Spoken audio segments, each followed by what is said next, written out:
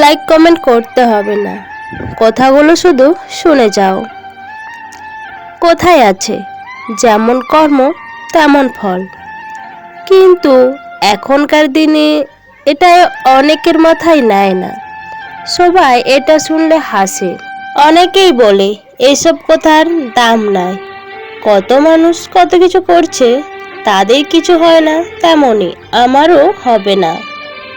তাই যারা ভাবছো কিছুই হবে না, তারা কোনো একদিন ঠিকই বুঝবে যে শেষের রাত কাকে বলে। কত ধানে কত চাল, তখন কিছুই করতে পারবে না। খাবারের বিল না দিয়ে, বাস ভাড়া না দিয়ে অনেকেই চলে যায়। কিছুদিন পর জানা যায় ঠিক তাদের এই অতি মূল্যবান কিছু হারিয়েছে।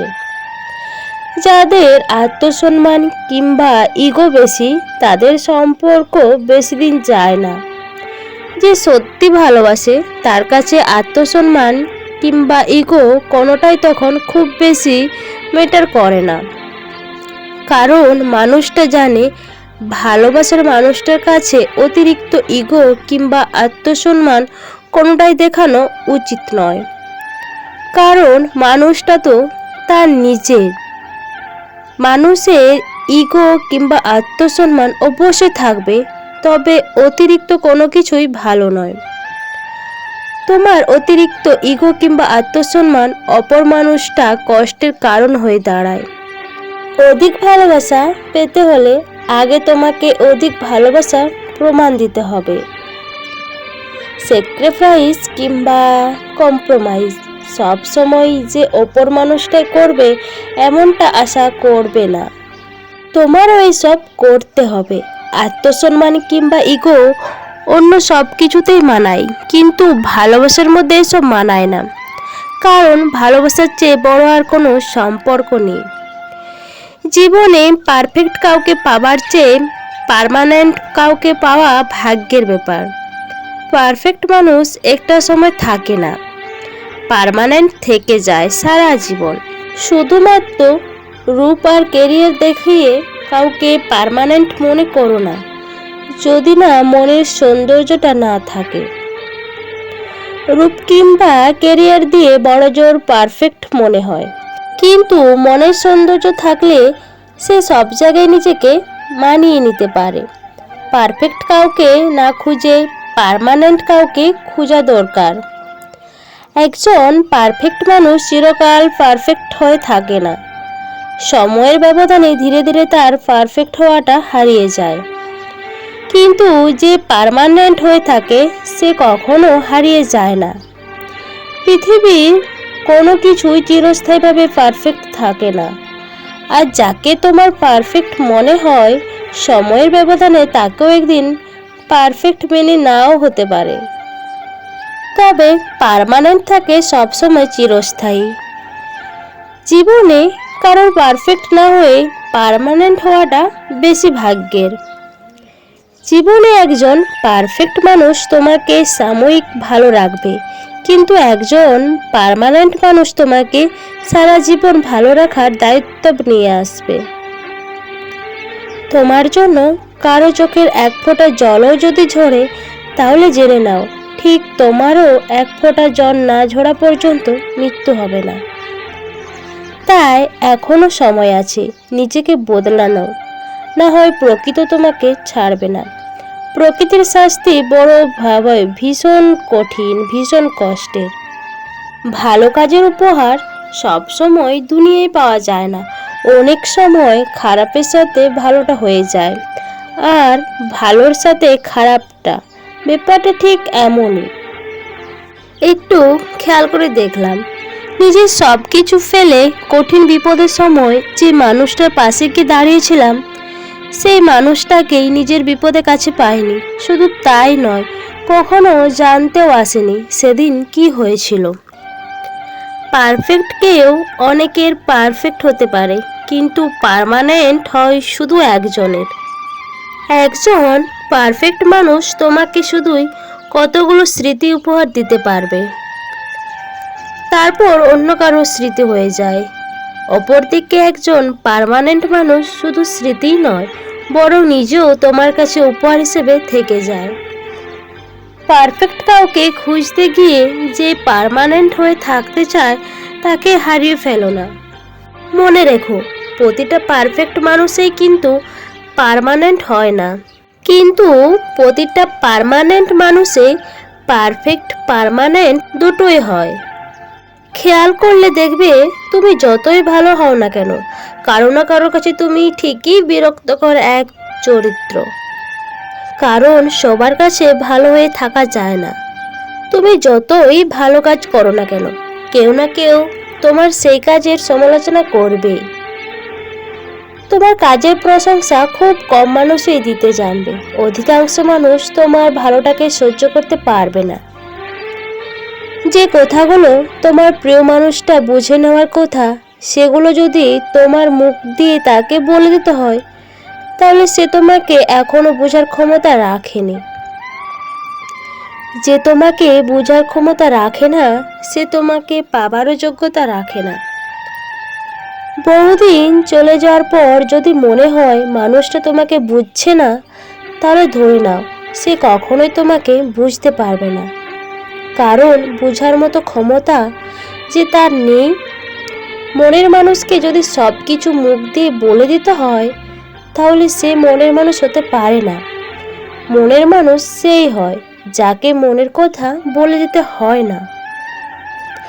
যে তোমার মন বুঝতে পারে না, তোমার অনুভূতি বুঝতে পারে না, সে প্রিয় বন্ধু হতে পারে, কিন্তু প্রিয় মানুষ নয়। ক্লাসে যে বন্ধুটাকে সব সময় হেল্প করেছি, পাশে থেকেছি, সেই বন্ধুটার আসল রূপটা পরীক্ষার হলেই দেখেছি। টিউশনে টাকা জমিয়ে যে প্রিয় মানুষটার জন্য উপহার কিনতাম, বার্থডে সারপ্রাইজ দিতাম, কিংবা ঘন্টার পর ঘন্টা পায়ে হেঁটে যার সাথে দেখা করতাম, সেই মানুষটিকে দেখেছি নিজের স্বার্থ ছাড়া কিছুই বুঝতো না। দিন শেষে সেও প্রতারক। যে মানুষটার প্রশংসা আমি সবার সাথে গর্বের সাথে করেছিলাম, সেই মানুষটাকে দেখেছি আড়ালে আমার নামে সকলের কাছে বদনাম করতে। যার ভালো কাজের জন্য কখনো হিংসা করিনি, তাকেই দেখতাম অন্যের ভালোটা মেনে নিতে পারতো না। কোথায় আছে যেমন কর্ম তেমন ফল, এই কথাটা সবসময় সত্যি হয় না। যদি সত্যই হতো, তাহলে ভালো মানুষের সাথে কখনোই খারাপটা হতো না। অথচ কিছু মানুষ এত দ্রুতই বদলে যায় যে তাদের দেখে চেনার উপায় থাকে না। এই মানুষগুলোর সাথে একটা সময় পরিচয় ছিল। অচেনা মানুষ দেখলে ভয় করি না, কিন্তু চেনা মানুষটার রূপ অচেনা হয়ে গেলে ভীষণ ভয় হয়। যে কেউ প্রিয় মানুষ হতে পারে না, প্রিয় মানুষের কিছু গুণ থাকতে হয়। তোমার প্রিয় মানুষ সে হবে যে তোমাকে বুঝবে, তোমার মনের কথা তাকে বলে দিতে হবে না, তোমার চুপ থাকার অর্থ বুঝে নেবে, অর্থাৎ তার কাছে তোমাকে বিশ্লেষণ করতে হবে না। খুব কাছে থেকেও যে তোমাকে চিনতে পারলো না, তোমাকে বুঝতে পারলো না, তোমার হাসির পেছনে দুঃখটা ধরতে পারলো না, তোমার মান অভিমান বুঝলো না, সে আর যাই হোক, তোমার মনের মানুষ হওয়ার ক্ষমতা তার নেই। মানুষটা তোমার জন্য সঠিক নয়। যে কাউকে প্রিয় মানুষ বানানো যায় না, মনের মানুষ বানানো যায় না। প্রিয় কিংবা মনের মানুষ হয় যারা একে অপরকে বুঝতে পারে। চোখের দিকে তাকিয়ে যে তোমার মন পর্যন্ত পড়ে নিতে পারবে, তাকেই প্রিয় কিংবা মনের মানুষ বানানো যায়।